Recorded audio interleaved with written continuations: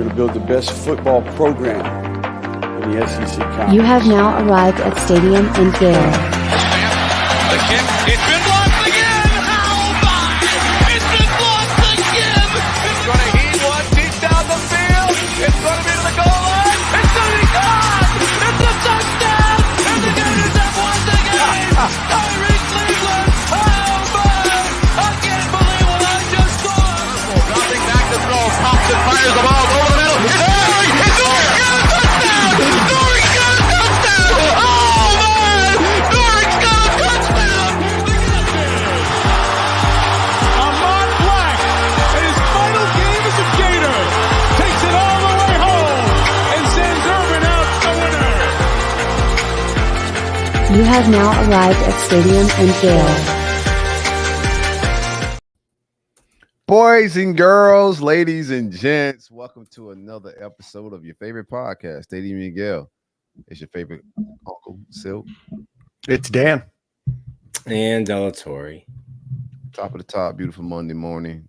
Same corner, same time, in all kinds of weather. Y'all know the vibes. What's up with it, guys? Not much. First, quick thank you to everybody. I think everybody knew I talked about it last week. Have a medical emergency in the family, so I thank you for your prayers. Let's share more as time comes and that need comes up to share more. But I appreciate all those that did reach out. But had a great weekend in Nashville. Boys, was up there for a show on Thursday. I've learned. I've been in Nashville a bunch. Still gonna go a bunch for work and all that kind of stuff. But 3-4 nights in Nashville just don't bounce back the same I used to. Ah, man, the Bender days is winding down, Nick. Like I don't know that they are. Listen. This is That's prime though. This is a typical Monday morning pre-written statement that you say, that you read. This is like when you're getting canceled and the brands are about to pull their money out, and you're like, all right, let me just go read this again. And then you read the preamble.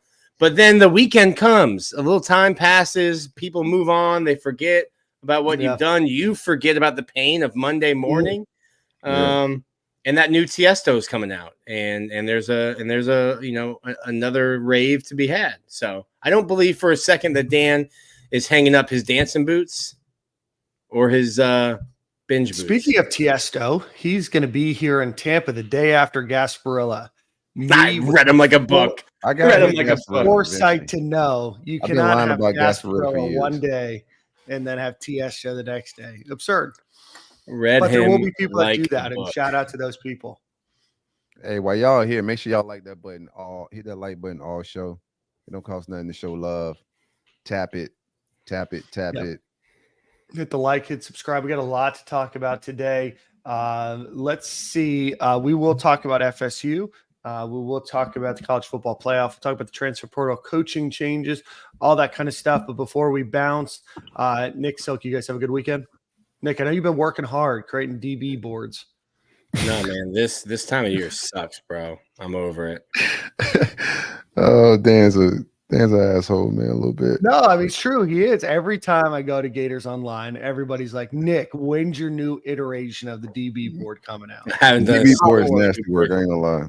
I haven't done a single DB board yet. This time of year is just line board. I did that whatever, one. And Chris Rump's off to Clemson. So this staff continues to work Luke is off to Clemson as well. Yeah. Two good hires. I mean, I get like on paper, at least for them. Sure. He's saying the same names regurgitated over and over. I wasn't excited when I saw Chris Rump's name. I rocks with him. Shaker? The Rump Shaker. Yeah, shout out to the Rump Shaker. Pause. But I wasn't excited when I seen that name. I don't know why. I liked Elijah Robinson. He has the job at Syracuse now, so that is what it is. But my weekend was all right. It was solid. I did a lot of just watching conference championship football. A lot of good games. Florida State demise happened right before my very eyes, so got to enjoy that. That was a pleasure. It's just been family, man. Working out, chilling, enjoying the nice break in the weather. It's fall, heading into winter. Beautiful. That's it. Kicking it. I wonder how many Georgia players will stay for the Orange Bowl. Because if it's like the Georgia that played in Jacksonville or the Georgia that played in any of their first 13 games, they're going to smoke that FSU team. Well, FSU is not going to fully show up either, I don't think. While I understand what you're saying. Sits out. I think Keon Coleman sits out. Fisk probably sits out. Like most of those guys are going to sit out, man. Georgia's 2 and 3 deep is still what it is. So yeah, I still expect a boat race. I was talking to I'm in a group chat with a couple of buddies, and one of them went to UGA. He was talking about that game and how many players might sit out. I said, the one thing about that though is like when Georgia players sit out, there's like another 5-star that's going to be like an All-American next year that nobody's ever heard of or doesn't remember the name of. So that'll be an interesting game as a whole. But watching FSU fans, what are they? Collusion. Threatening lawsuits, threatening to leave the ACC because they play games on ESPN. I saw one. Let me see if I saved it. I saw one from useless lawsuits, like hyping the people. Like, we know we're not going to win. We just want discovery. I'm like, that's not how lawsuits work. Oh, it made my day, man. Seeing all these Twitter timeline attorneys started talking about the lawsuits they're going to file. It's just tears amongst tears, man. I thought our fan base was nuts, but I got to see some crazy Florida State fans yesterday, like threatening lives of the message board saying, pull up the committee's family address. And it got ugly, man. It couldn't happen to a better fan base, in my opinion. Danny Cannell, he's still crying tears, I'm sure. Oh, yeah. Stayed up all night. I love it. And listen, I don't want to get into deserving. I don't want to get. I see that Nathaniel Rogers, they're a big fan of the program. Appreciate your response there about deserving. I'm not on the college football committee. I'm not the one that determines what the criteria is. But I think if you're looking at what the best 4 teams are right now, I think that they got the best 4 right now. Even if they went to like Georgia for the 4th.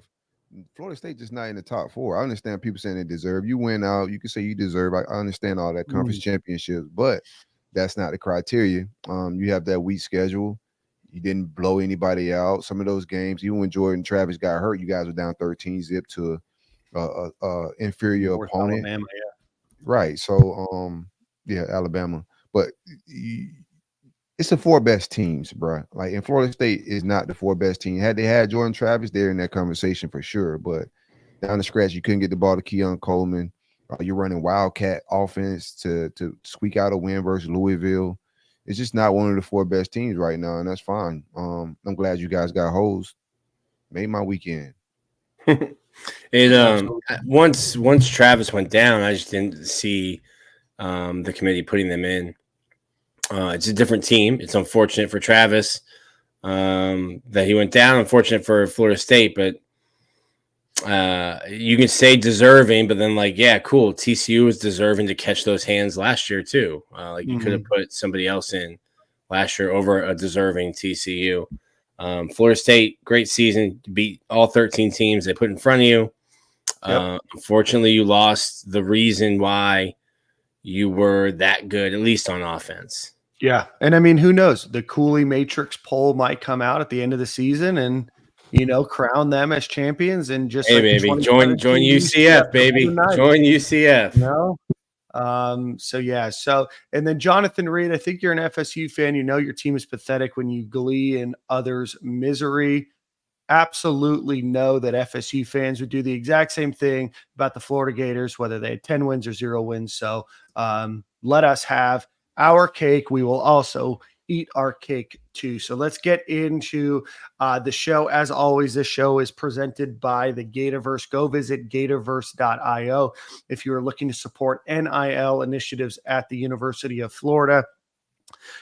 They have a number of football players, basketball players, women's basketball players, gymnastics, volleyball, a number of other sports being added as well. So go support them, both digital and physical collectibles that you can get on Gatorverse.io. You'll also get discounts around the city of Gainesville when you go visit. So again, Gatorverse.io. And if you're watching on YouTube, please make sure you hit that like and subscribe button, super chat for us to answer your questions. So last Monday, the Gators announced that they would be moving on from Corey Raymond and Sean Spencer, the DB coach and defensive line coach, like a month ago. respectively. Sean Spencer has since landed at Texas A&M under Mike Elko's new staff. Gentlemen, want to get your thoughts. I know I did a quick pop-up last Monday, but I want to get your thoughts on the move. By the way. Thanks. No problem. I mean, I said Coach Spencer was on a hot seat, in my opinion.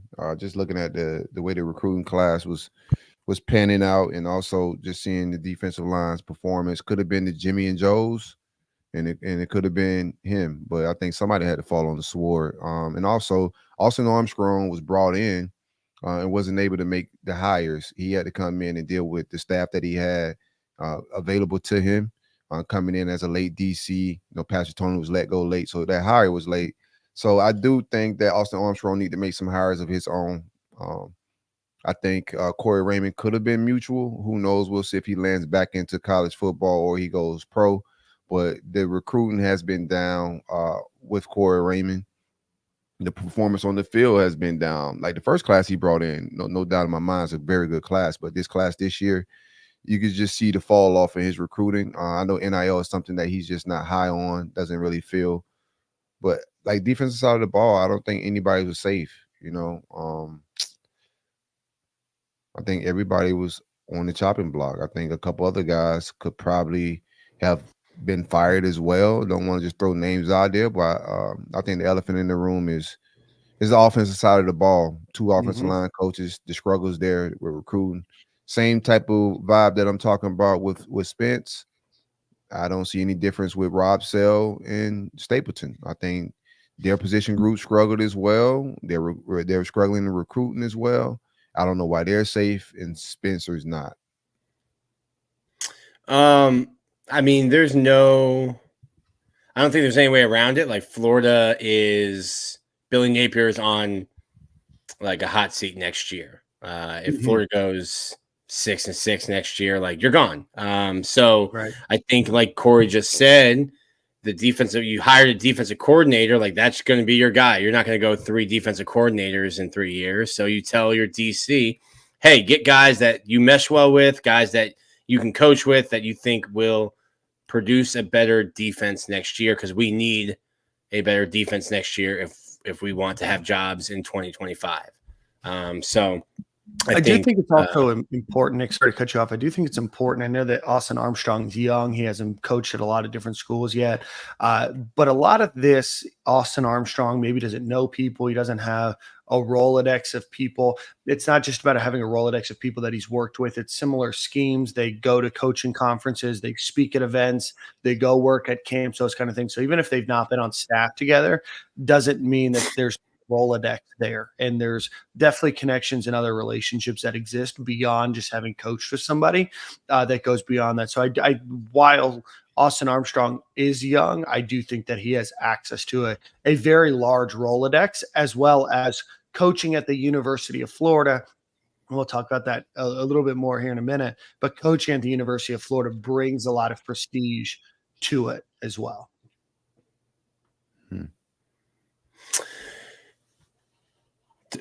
Maybe.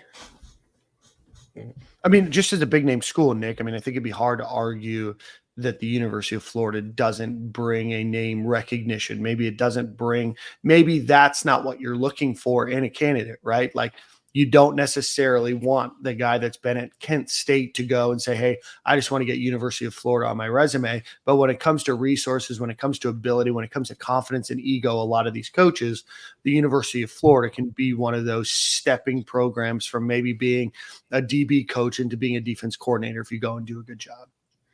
Sure. It's also, like I just said, a coaching staff that could get fired next year if they don't coach. So like Kurt Roper came to save Dan Mullen, or to save Will Muschamp. And I hope he was renting and didn't buy a house, because they were here for like 8 months. Like, you're going to have to battle perception also. So like coaching, like Houston's head coach just got fired. It's like that whole coaching staff want to go somewhere. And coaches know what it is. They know that they're going to have to move. But like, let's say you're talking about like an OC. And I know people talk about like Will Stein from Oregon. Why would he come to Florida? You're moving at Oregon at a school with all the resources in the world. You're going to the Big Ten next year, which is one of the 2 Power 2 conferences.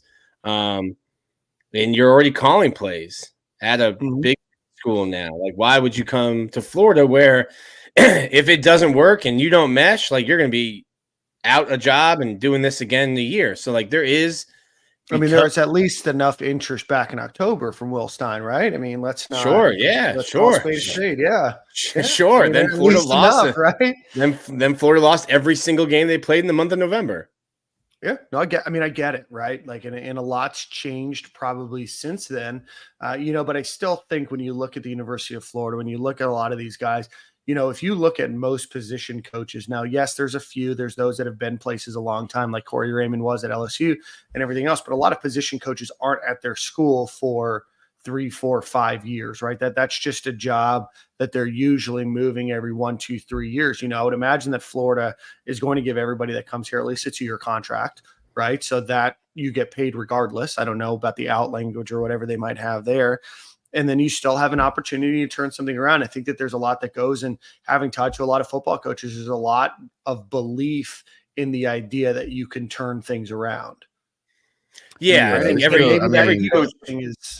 every coach at this level thinks that they can do that. Like there is definitely hey, why would I jump on to the Titanic with, a plastic child's beach bucket trying to like keep the Titanic from sinking after it hit the iceberg. Sure. If you're that's situations. Assuming that the only way out of this is Billy Napier hitting an iceberg. Right? Good thing we're in Florida. The trajectory is us near Newfoundland right now in cold weather. Like I still think that there's a way to navigate around hitting that iceberg, and maybe right.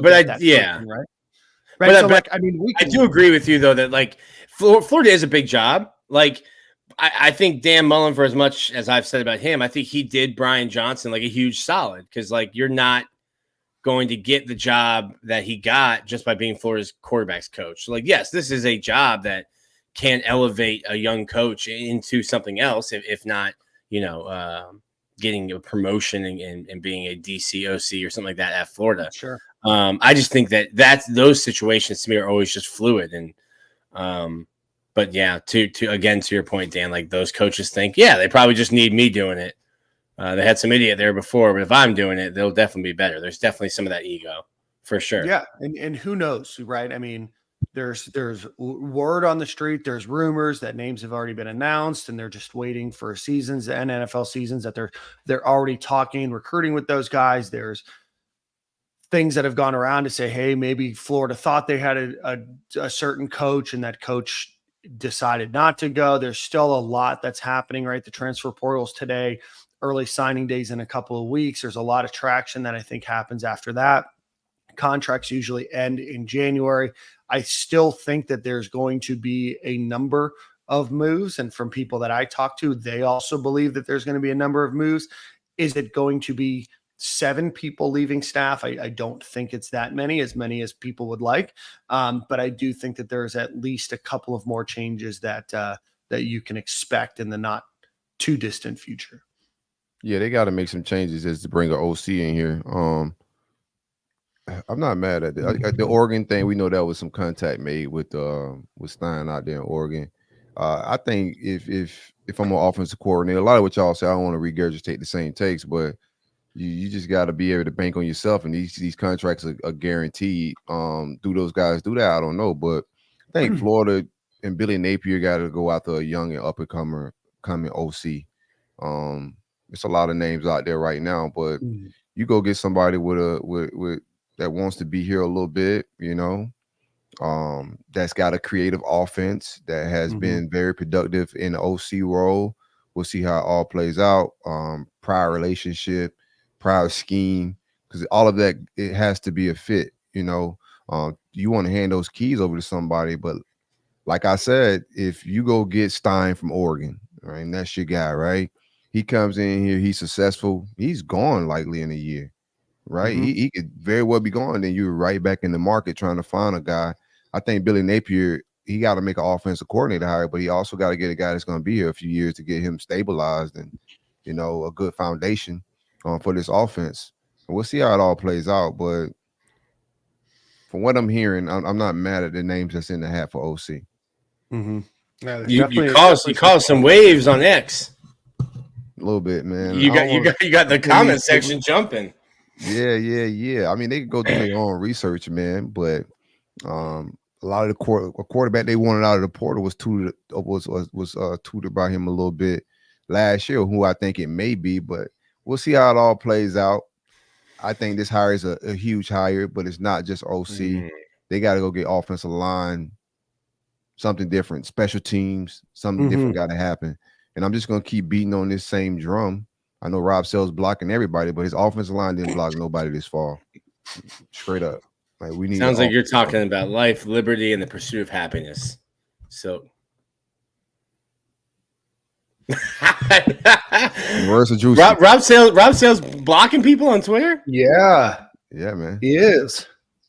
Probably wanted to block me, but I'm private, so he was like, "Nah, I can't." Well, there's some people that are asking. I think there's a difference between going out and trying to get blocked and then getting blocked, and I think those that are getting blocked deserve to be blocked. Yeah, some people that wear blocks as a badge of honor, like you guys. Yeah, that's weird. That's weird behavior. You're different. Yeah. All right. So D-line coach, we're waiting. Nick, any names? Elijah Rushing, I know was a name. I know Colorado just let go their defensive end coach that had been at Georgia and Texas A&M before. But Nick, do you want to run through some hot board names? On a hot board? Yeah. So it was funny how the way it worked.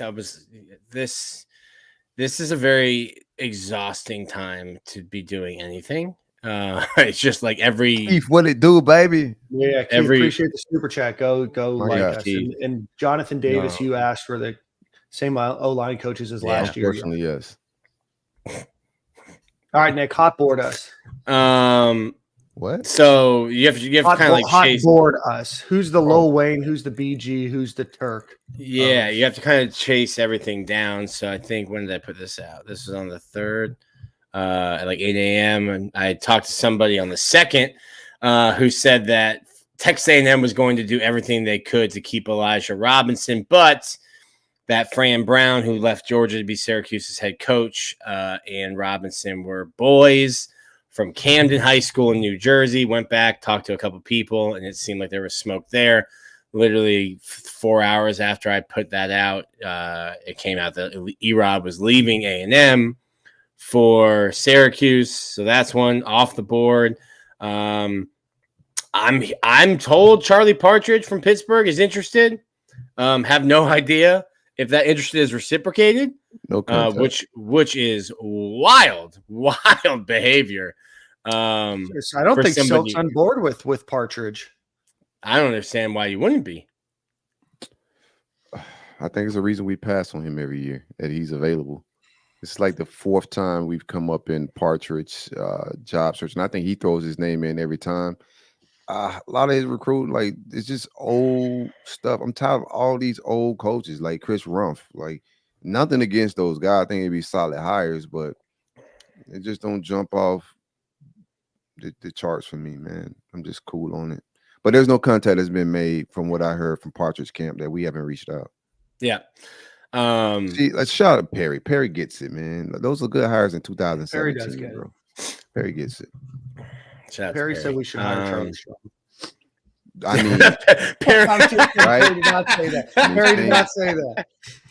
Perry's like, who are these old heads you're trying to hire? Where's Charlie Strong when you need him? Where's Charlie Strong when you need him? And Chris Rumpf.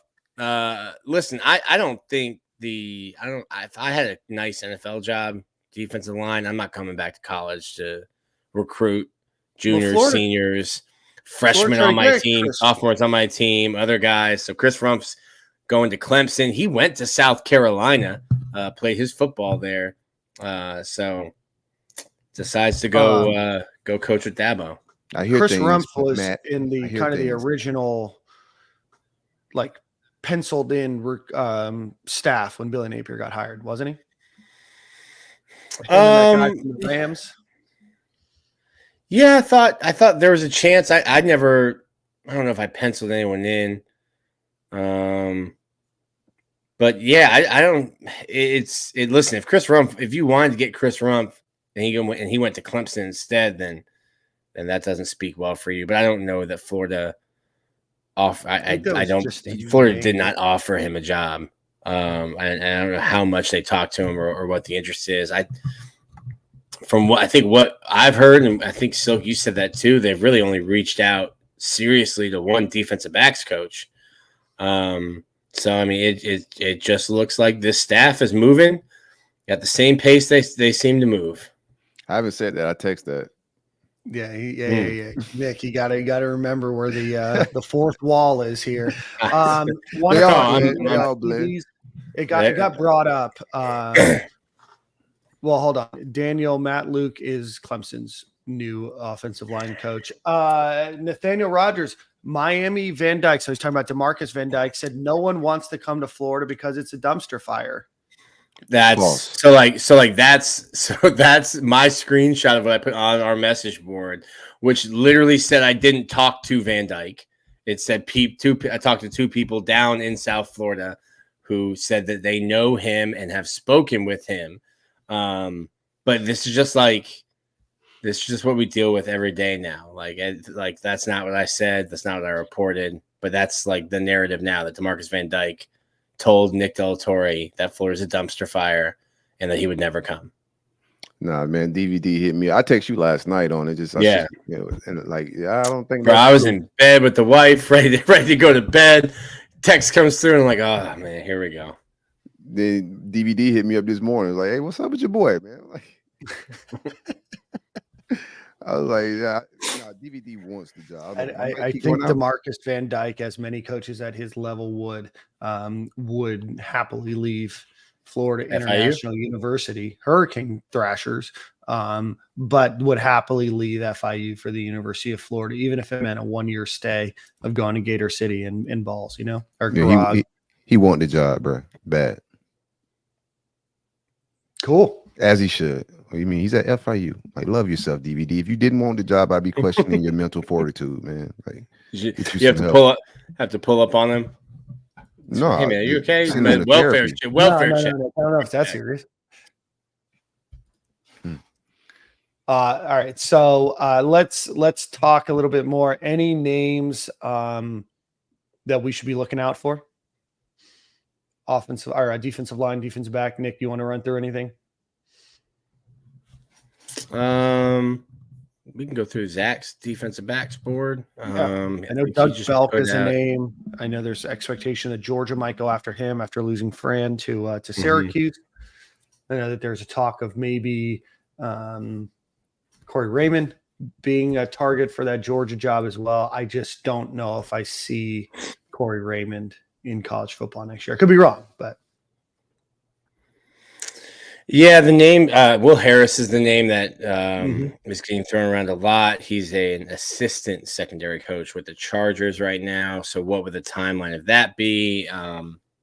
Also, if you've got an agreement, like when Billy first came, everyone knew Rob Sale was getting hired. They were telling offensive line recruits, hey, Rob Sale is going to be your coach.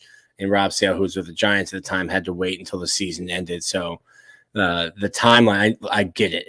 Believe me, I get it. I hear you. I'm asked every 4 hours why haven't they hired a coach? So I get that you want the news, but like if Will Harris is your guy, I think their season ends in January. So like that's your timeline for that to be announced. Zach Etheridge, Auburn secondary coach. Doug Belk, that's someone that we had on our defensive coordinator hot board last year. Yeah. Young guy. I think he's only 36 right now. Yeah. TJ Rushing, he's A&M's defensive backs coach. I don't know what Elko will do with him there. And then Dante Williams, everything I've heard about him is that he's a great recruiter. So those are the guys. And then Zach, which made everyone happy, put CJ Wilford, who's a defensive backs assistant. Sure the fans would love that promotion. Internal promotion. Marquand Manuel. It's that time. It's Marquand Manuel's time. We've been hiring him baby. It's always Marquand Manuel season. Marquand Manuel. Him and Kerwin Bell. Bell passed it down to his son now. So yeah. Kerwin Bell's son is now the hot name for coordinator. And this is a good question. Doesn't it hurt recruiting if we have to wait for NFL guys to finish their season? Either of you want to opine, or do you want me to quickly answer? I just said that. That was like same thing with like Rob Sale. If you have a handshake agreement with somebody, you can tell recruits like, hey, this guy is going to be your coach. He's going to be our DB coach, our O-line coach, whatever it is. And we're going to hire him. And they're just waiting to, name it. Mm-hmm. And didn't Chris Rumpf just come from the NFL? Wasn't Clemson's timeline January? I think the Vikings season is probably more likely to be over. You have another 4 or 5 weeks left there. But again, everybody's timeline works a little bit differently. Everybody's personal situation works a little bit differently.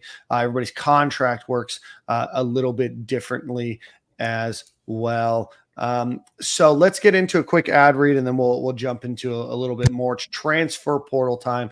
But as always, we want to give a shout out to our new sponsor, Lucy, who makes tobacco-free nicotine for people to focus better, think deeper, chill out, smoother, and inspire creativity. So if you're looking to do any of those things, Lucy is 100% pure tobacco-free nicotine. They come in 5 different strengths, from 2 milligrams all the way up to 12 in 2 milligram increments. 12 different flavors: mint, mango, wintergreen, apple ice, espresso. They do have these breaker ones. They also have gum as well. So great product, really stood out to me. I have told some other folks about it. Had a couple people that also heard it on another pod a few months ago, that reached out and said that they continue to buy it now using promo code Stadium. So if you want to use nicotine to focus better, get a boost of energy, or to chill and relax, go visit lucy.co/stadium to get 20% off of your first order. Free shipping, 30-day refund if you change your mind. That's lucy.co. Use code Stadium to get 20% off, and always free shipping. Lucy products are only for adults of legal age, and every order is age verified. Warning: this product does contain nicotine. Nicotine is an addictive chemical. All right, gentlemen. So if anybody else has any thoughts or questions, the super chat is available to you. Please make sure you hit the like button, the subscribe button, share with your friends, retweet it, all of that kind of fun stuff. All right, let's get in to the transfer portal. I know that there's some rumors today. Kamari Wilson will be entering the portal, is what 247 is reporting. But let me get that full exhaustive list, guys. But what are your thoughts on the transfer portal names, all of that thus far? And we'll run through them individually here as well. I think the only one that really would hurt you, and we can even talk deeper into it. It might be even just more of a perception than an actual production given the room, would be Trevor Etienne. Outside of that, Florida has to get down to like 66 scholarships to just be able to add the 19, the 19 guys that they have currently committed in the class. And that's not adding anyone in the transfer portal. Sure, you can sign over or have more than 85 scholarships right now. You don't need to be at that 85 number until fall camp. But like there has to be some processing. I've kind of been saying this for a couple of weeks. I think there's going to be 15, 20 guys that hit the portal. So it is what it is. It's free agency. Yeah. So there's those that have announced and those that are officially in. Jonathan Odom is officially in. Jadarius Perkins was in from back in October. Andrew Savania, who was a tight end who didn't get any playing time. Then Kamari Wilson. A lot of others have announced that they will be entering. Chris McClellan was a name yesterday that may have come as a bit of a surprise to some in Gator Nation. A guy that committed to the University of Florida when Florida did not actually even have a coach. It was between his time, or between Dan Mullen's time and Billy Napier's time, that he announced. Jordan Herman has announced. Adam Mihalik has announced. Defensive lineman Will Norman, quarterback Max Brown, wide receiver Caleb Douglas, wide receiver Ty Bowman. Defensive lineman Keenan Landry, who was on scholarship this year, I believe, was a former walk-on. Those are the names of folks that have said that they will enter the transfer portal or have already entered the transfer portal. Biggest losses for me, I would say, and this is just like iffy because I wasn't high on the D-line room, but I thought Chris McClellan had a high ceiling. But from the defensive line room, I've spoken about what I thought we were missing. We got a lot of big body guys that could take up space, but we don't have any get off. Just get like on the real. Just watching Florida State play this past weekend, other teams around the country. It's just so much get off and spark at the defensive tackle room. We just got space eaters. Even with the commit we got over the weekend, while I like the Michael Brewer, okay, however you pronounce his last name, good get, but he's more of Cam Jackson, Desmond Watson than Sharif Floyd or Dominique Easley. We need guys like that at defensive tackle, guys that can push the pocket, pass rush, explosive. We don't have any of that in our D tackle room right now. Yeah, I mean, it's like for the most part, it's a two-gap scheme. So you're asking those guys to, basically hold on to the center or guard, check to see which way, and then try to shed. You're not really creating. You're asking them to create for others. So when I see people are like, "Oh, Chris McClellan stinks. He only had this many tackles," I'm like, that's not what he's being asked to do. He's being asked to keep linebackers clean and create for other people. It's a room that you are going to be. They're not actually do that in like pass rush though, right? Like on downs, they have no get off and no punch whatsoever. I mean, we said that though before the year. Lines have that same. I watched Bama play Georgia this weekend. And I watched that defensive lineman grab guys, but it's still a different punch. Like you still got to come out of your stance, and it's still a get off. Like regardless of your job, you can't get up and get moved around.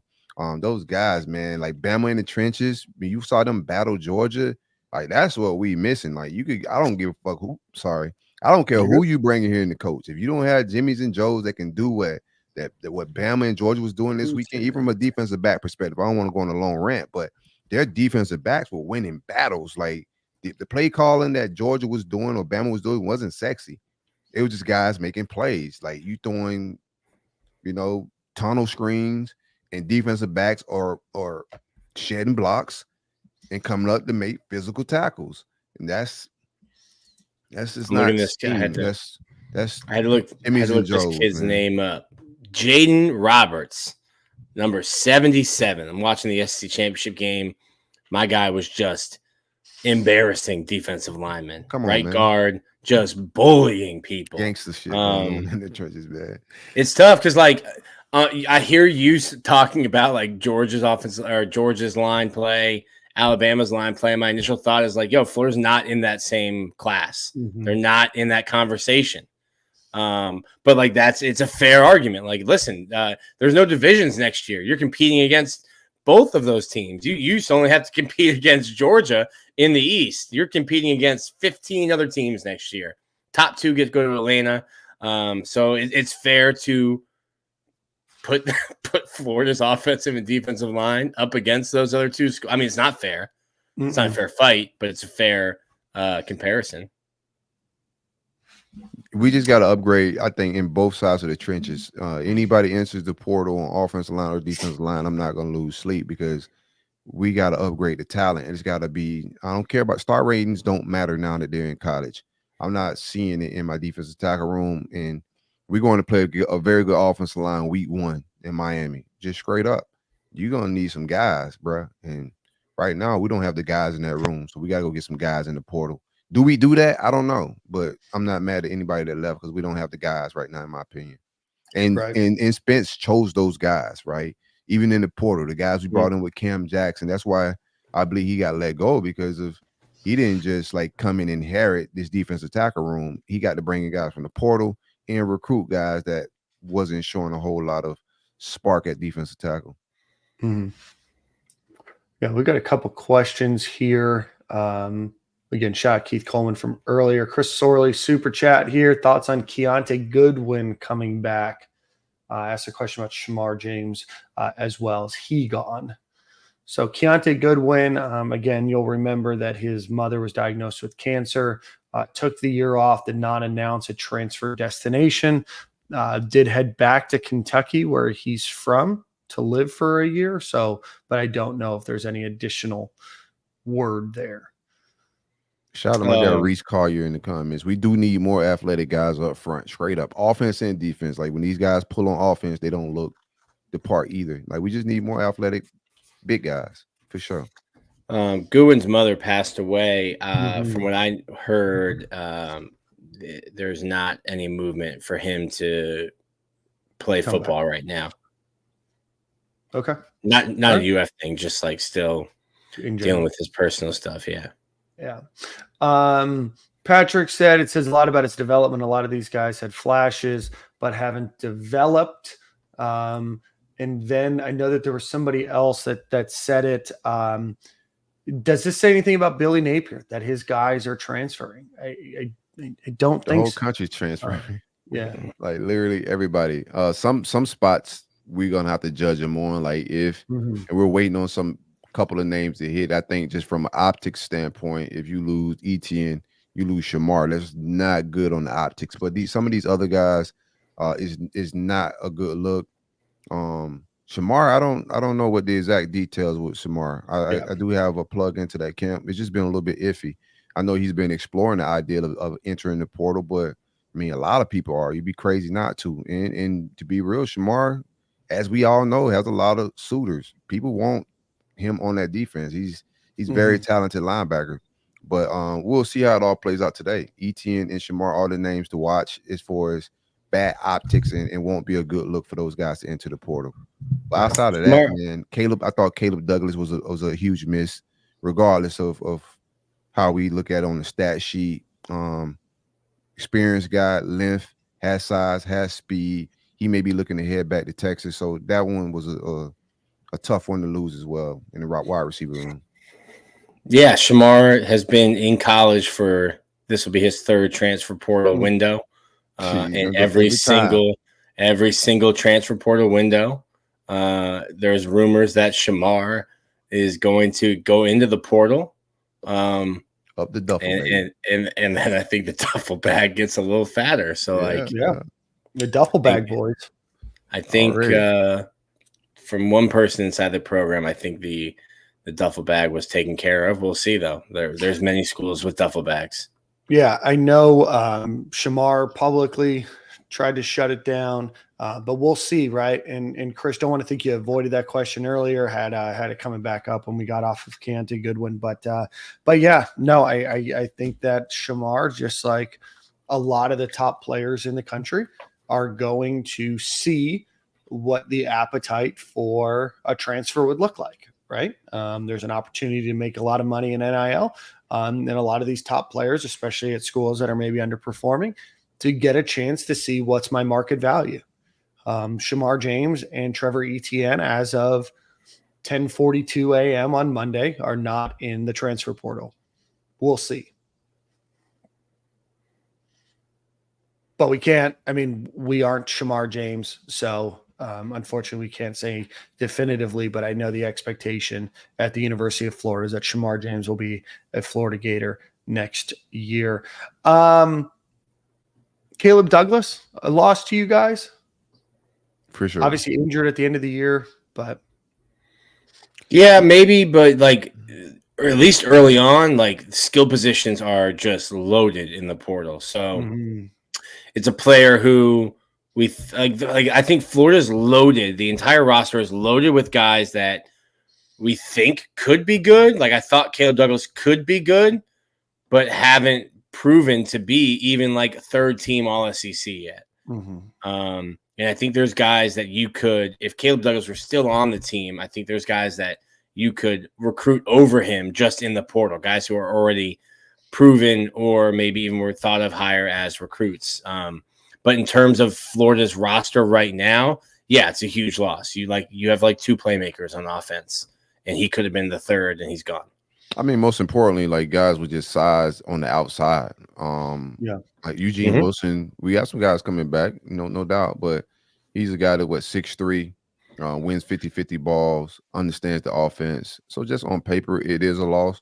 Could we go replace him? I would like to see us go get a receiver with size and not bring in, if we get another slot guy like a Ricky Pearsall, cool. But I thought our offense was definitely missing an outside receiver, a true number one.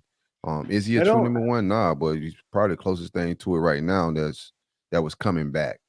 Gerard Cooper said our offense isn't appealing to an elite wide receiver. I don't know. What are you talking about?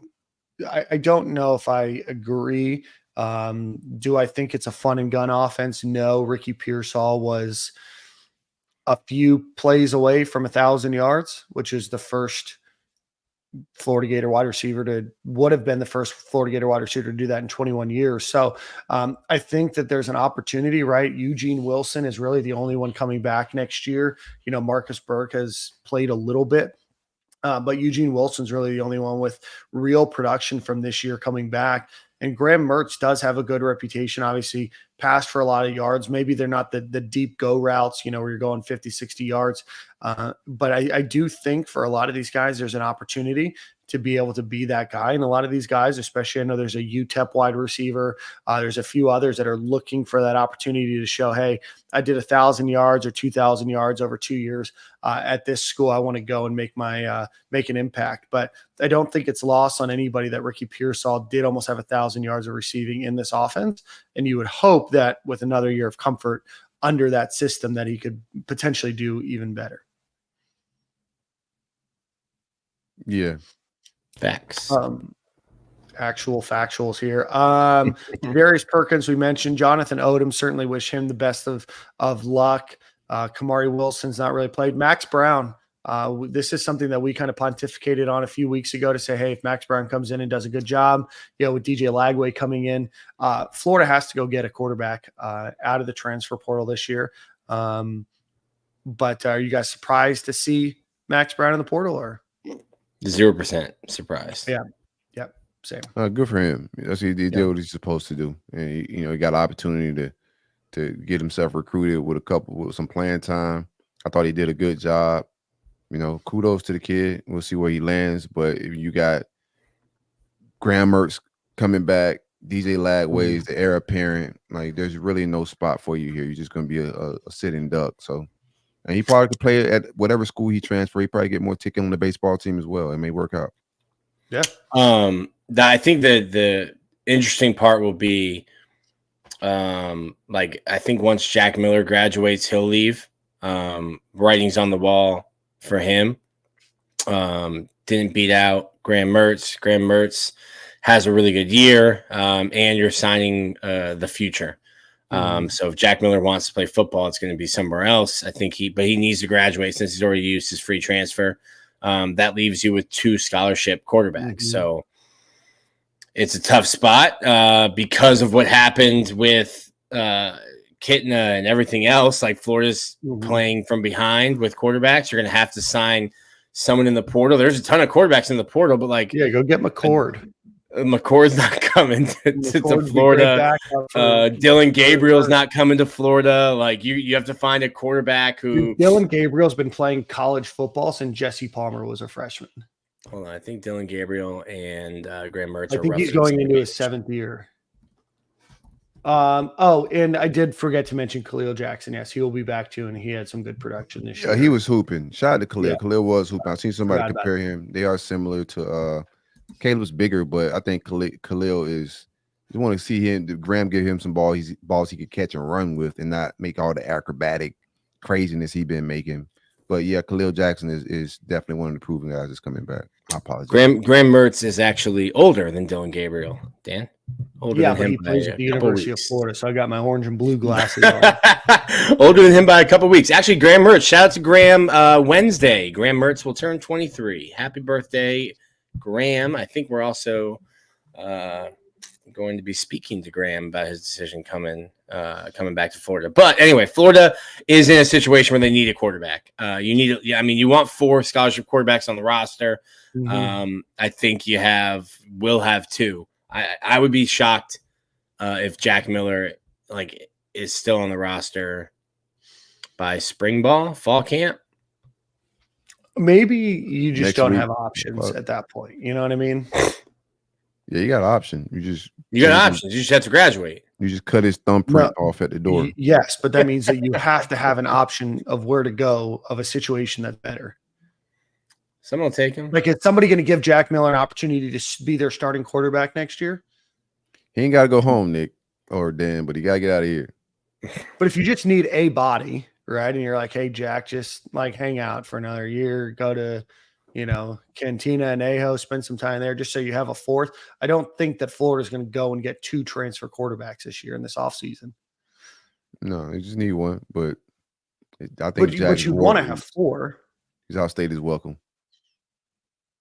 I mean, that's rude. A little bit, man. We need a legit quarterback room, bro. And I don't know where they at. If you go get another one, you get DJ Lagway, you have Graham Mertz.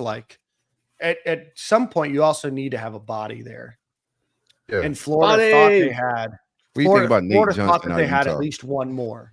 Right? Nate Johnson out of Jalen Kitna Utah. or Max Brown. Now they have neither.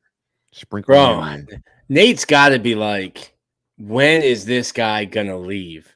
Nate Johnson's got to be looking. They don't even view Nate as a quarterback though. Out there. No, who's their quarterback that didn't play all year? Cam Rising is Cam Rising. Nate Johnson's got to be looking at him like, when will you just die? Get out of here. Didn't he enter the portal? Yeah, Nate did. No, yeah, Cam did. I think no. Cam's coming back. I thought Cam's coming back for his 15th year. Yeah, Nate's in the portal. I've seen a Billy follow as well. Nate is in the portal. Yeah, he told ESPN he'll have 3 years of eligibility. I've seen that Nate follow by Billy. Why would maybe get Tyler Van Dyke back up? Yeah, that's who someone you would need, but Tyler Van Dyke's going to start somewhere. Not used to winning. He's used to sitting on the bench. You talking about Tyler Van Dyke coming to my program? He should be a backup. Be third string behind DJ Lagway and Graham Mertz. No, he's too mentally. Buddy, I'm just kidding. Broken. I don't know. Florida's going to end up with a Toledo transfer. Bird and Nate has followed Nate Johnson, man. I wouldn't mind Nate Johnson coming to. He was instrumental in coming in and giving them a spark of some shit that we expect and beating us, man. He's very athletic at the quarterback position.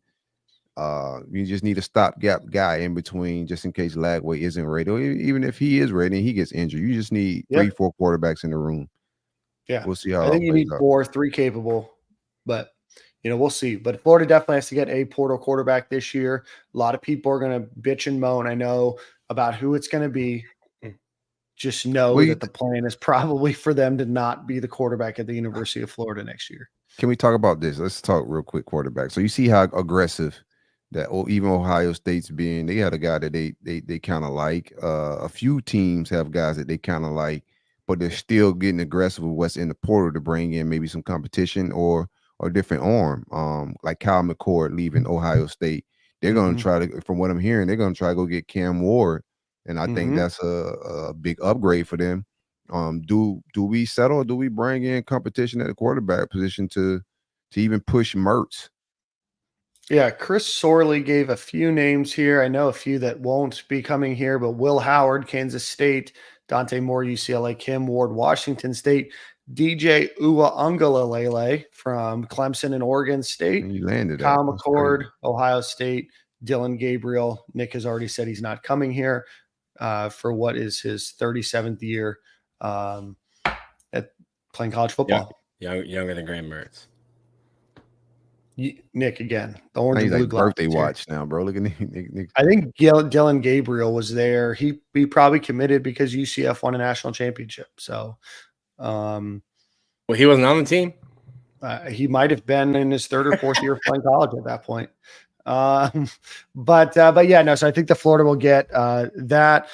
There's some questions about Trevor Etienne. He's not in the portal. Let's just hypothetically say that he did enter. Nick, I know that you mentioned from an optics perspective, doesn't look great.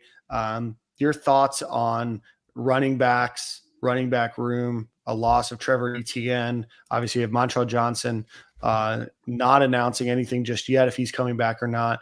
But how do you think that impacts the room? Again, the Gators will get Cam Carroll back next year. They do have Kanan Daniels from Mississippi, the 4-star recruit in this class as well.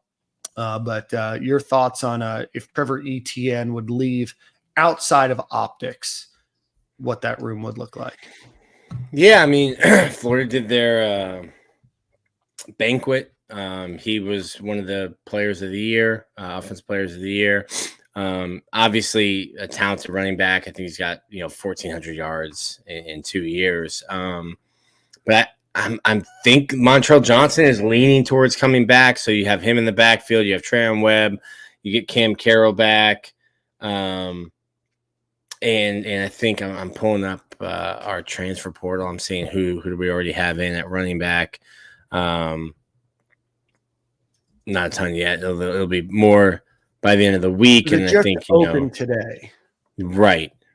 And we hadn't, and on 3, we hadn't been adding them until they were in the portal. Like I said last week, everyone announcing was just like saying like, hey, I bought a plane ticket, but like the plane didn't leave till Monday morning.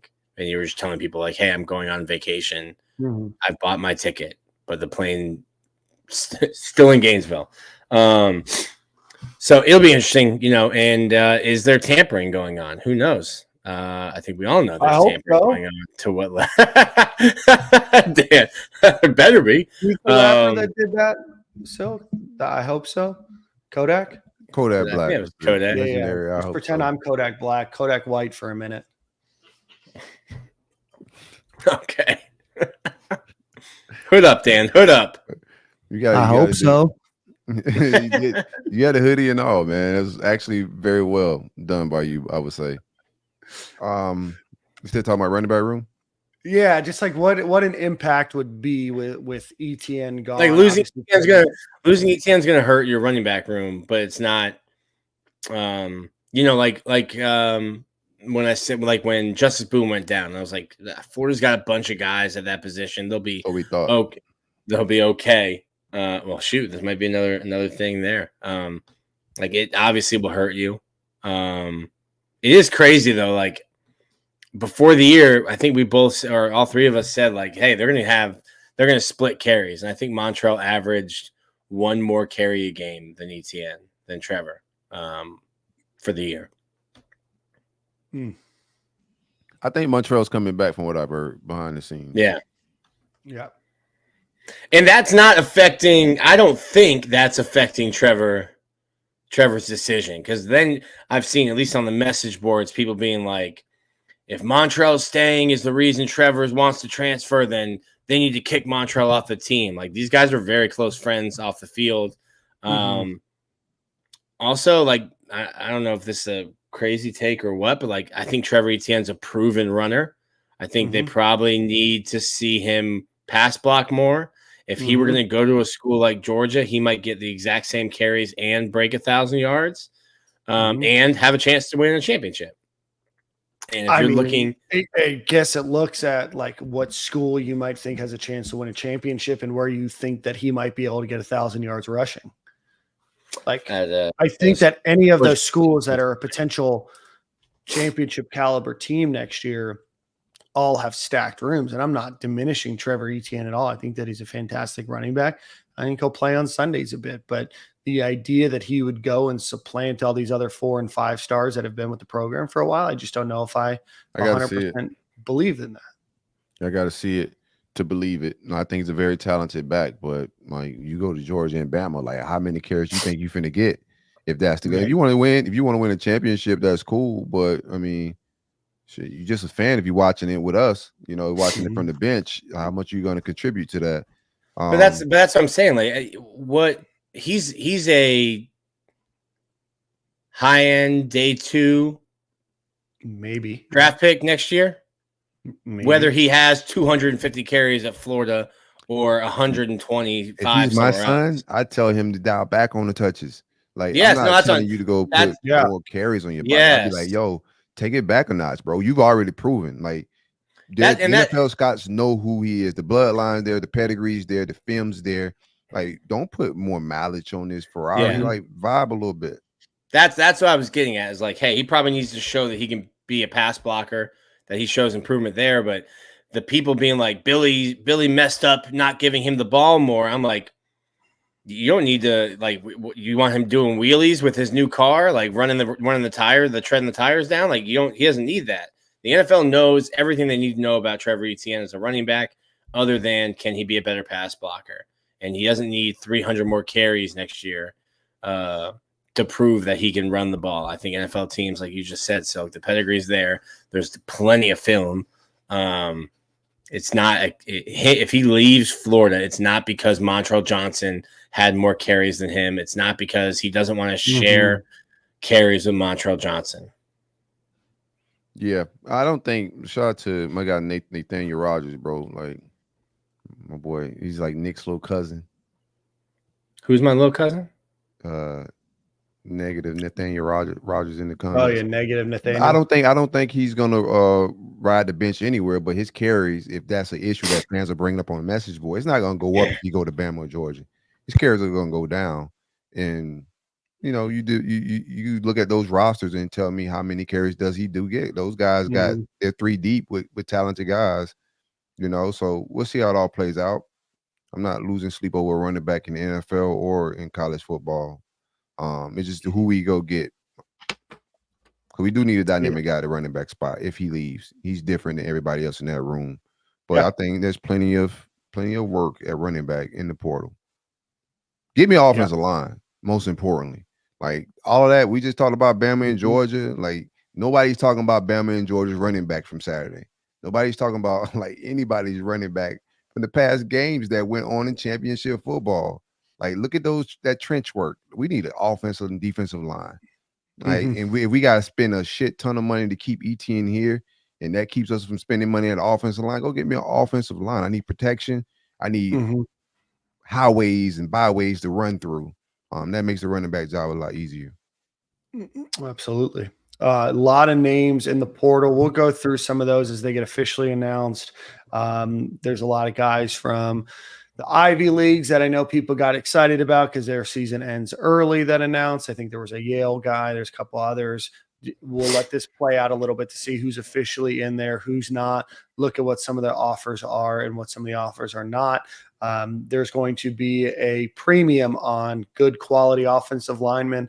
I would imagine that nearly every school in the country is going to want to go after them. So you've got to make your case and show why their impact at the University of Florida will be the most impactful for their career. Let's see here. Anything else on the transfer portal? Obviously, a lot of names. There will probably be more names that we haven't talked about enter the transfer portal. And again, entering the transfer portal means that you are allowing yourself to be contacted. It doesn't mean that you're going to necessarily leave the program. You can pull your name out. And it also doesn't necessarily mean that there's a home for everybody as well. Let's see, looking to see if there's any other comments. A lot of people watching. Appreciate all of you guys watching. Hit the like button. Do us a solid.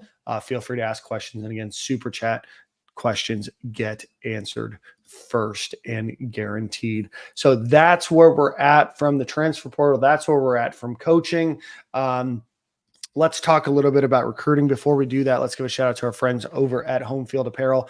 It is the holiday buying season, and no better place to get a Florida Gator fan, or really almost any college in America fan. Maybe you want to buy your FSU fan a sympathy shirt. Go check out homefieldapparel.com. Use promo code Stadium and Gale at checkout. You'll get 15% off of your order. Again, that's stadiumandgale.com. Promo code homefieldapparel.com. Pardon me. Stadium and Gale is a promo code.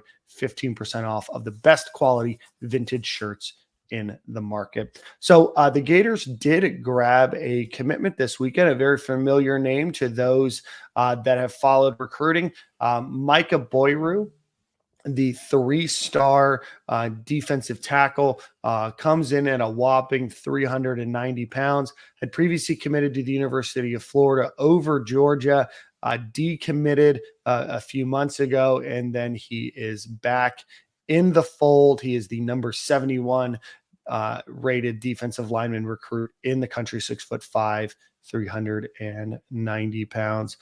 Gentlemen, any thoughts on Micah Boyer? I know we talked about him a few months ago, but yeah, I think we need just some like good getting him back in the fold. It's all right, man. You know, yeah. like it's just nothing to. He's a good prospect. You know, the kid decommitted because he wanted to go to Georgia. I think that Georgia got a better defensive tackle just to keep it being. So we get him back in the fold. We need not more Cam Jacksons and Desmond Watsons. We need guys that can push the pocket, guys that got some get off, something different than what's in our defensive tackle room. I'm gonna keep beating that drum. Go get me a Dominique Easley. Go get me a Sharif Floyd. Guys that can come out of their stance and get gangster with it. But he's a space eater, similar to Desmond Watson, similar to Cam Jackson. Athletic for his size, similar to Cam Jackson, similar to Desmond Watson.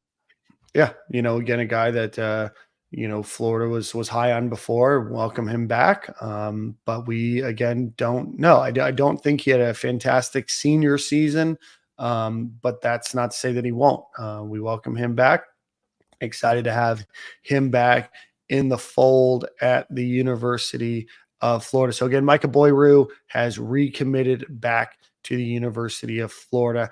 The Gators did lose a commitment in 4-star defensive lineman Kendall Jackson, who is from Buchholz. He announced that he will be moving on. I think Miami is a school that has really been pushing hard for him. He was a 30th ranked defensive lineman in the class of 2024. The Gators wanted him to play edge rusher. I think a lot of people have him slated maybe moving into the middle, and maybe the edge rusher component was no longer in Florida's plans, but I do know that he is looking to play outside. Yeah, hearing that one was mutual. Good luck to Kendall. I'll do a show with his pops. Actually gonna be in Gainesville Wednesday, hanging out. But I heard that one was mutual. We'll see how it all plays out. He has some very good offers with, like you said, Miami, Kentucky. I would look out for those two being possible suitors. Perfect. And then a couple other names to look out for is running back. Is running back Jason Baugh. I think his name's Jason. Jordan Baugh. Sorry, Jaden Baugh. He's currently committed to Arkansas. I know Florida's pushing really heavy for him as well. So I know Florida's trying to make the push to get him in the class. That could potentially solve for Florida needing that additional running back. And then another one is a safety at a Riverview here in the Tampa Bay area. Gregory Smith, he announced his top schools yesterday. He announced the commitment date of, I think, 12/13.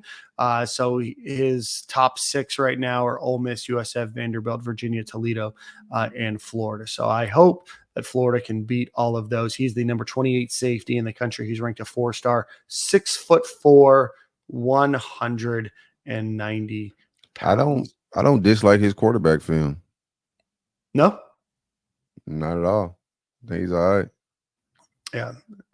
Not definitely a name that Florida's going to be looking to probably fill out a few more names here over the next few weeks. I know that Jordan Seaton, the offensive tackle that everybody is after right now, Tennessee, Oregon, Ohio State. I think he was at Ohio State this past weekend is the name. He's at IMG Academy, 5-star offensive tackle. Everybody's after him. Talking about upping the bags. I mean, it's bag season. You get to see exactly where this is going to be this is it for this staff. This winter. Yeah.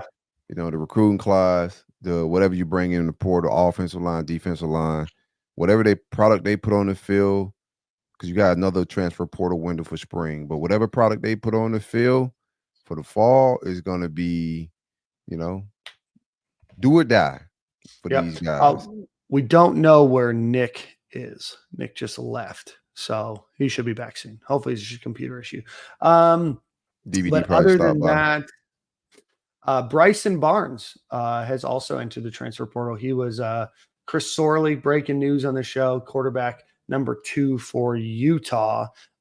So that is where that stands. So Florida's still recruiting. National Signing Days in a couple weeks here. National Early Signing Day, pardon me, is in a few weeks. Transfer portals here. Coaching hires are going to be made.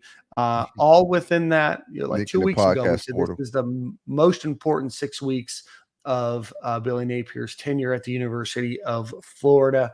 And we are in week probably 2 of that. So a few more weeks to know. We will know a little bit more. Shout out to Kings. ACO Nick is in the portal, potentially looking to go play for a winner. Doesn't need as many carries. Looking to try to bring home a championship. So Silk, you have anything else before we do one final ad read and then get out of here for the day? No, I've seen people in the comments also saying that Xavier Fasami and his pop said that the defense, they expect the DB hire this week. Hearing similar things, but I'm just wait and see mode. Urgency wise, I do think we should be a little bit more urgent. Our defensive back, Zay Mintz, he's another guy. We're recruiting, they're waiting to hear these hires. Defensive linemen, they're waiting to hear these hires. The players on campus are waiting to hear these hires. It's very important to get these hires in like ASAP. You can't get active in the transfer portal at very key spots, defensive line, DB. We need spots. We need players in those spots, and get to hiring. Like chop, chop. This is the last hooray for this staff, man. They either got it or they don't. That's why I know y'all lose y'all mind about this stuff, bro. They either figure it out this winter and, you know, put the right talent, and that's just not the staff. That's everybody included around the football program need to do what's right by the University of Florida's football program. This shit is legendary. It should not be treated like this. It should be treated with care and diligence and a whole lot more care, I would say, man. It's just like, it stinks to watch, and I understand why fans be mad, but we get to figure it all out this winter. If they figure it out, they do. If not, you know, we'll get our hot boards together around October. I'll see y'all there. Lots of streams during that time. Dalen Evans is another guy currently committed to Texas A&M. Looking at Florida, he was being recruited by Mike Peterson at the University of Florida. No, Sean Spencer's going over to Texas A&M, where he's currently committed. We'll see what that means. There was a question. Texas A&M got some guys, bro. I ain't gonna lie to you. Yeah. Want to ask you, there was a question, I forgot who asked it before. What hire to you is more important, defensive line or defensive back? Both of them. Like, we don't have either one. I don't think there's one more important than the other. I think both of those spots. We lost a couple guys in the defensive line room in recruiting, and we lost some in the portal. So clearly there's a urgent need to get somebody in that spot to recruit defensive tackle, defensive line in the portal and high school recruiting. Like, it's premium. We saw the product on the field. We saw exits, class, in talent. Defensive back, you got to keep guys like Xavier Fasami is very important to this class. Are you talking about a guy that's a program changing type safety, like a safety that's going to come in here and play day one in my room? Like, if you're asking me, so you can't go either or. Both of those hires are very important. They need to be done like yesterday. Yeah, especially when the other school that he's looking at is playing for in the playoffs. Correct. Yep. Want to give a shout out to Connor Clark. Mentioned this on Twitter just now. UF has 2 commits that have already won state championships, Aaron Childs and Kanan Daniels, and then 4 more will be competing for their state titles: Micah Boyru, Teddy Foster, LJ McRae, and Amaris Williams. So best of luck to those guys. All right, so let's do one final ad read, then we'll get out with Song of the Week. As always, go support our friends over at Alumni Hall, whether you're in Gainesville or online. Again, Alumni Hall is going to be the best place that you can get Florida Gators wear, accessories, grilling accessories, holiday presents, whatever it might be. They support all the sports at the University of Florida. They do sell some NIL clothing as well. So go check out alumnihall.com or go visit them on Archer Road just off of 75. So again, that's alumnihall.com. All right, Silk, any final words before we get out of the show today? Nah, that's it, man. Hires, fires, recruit portal, transfer portal. Nick is back out of the, I guess nobody wanted him. Out of the transfer portal. Bro, is there a beat writer transfer portal?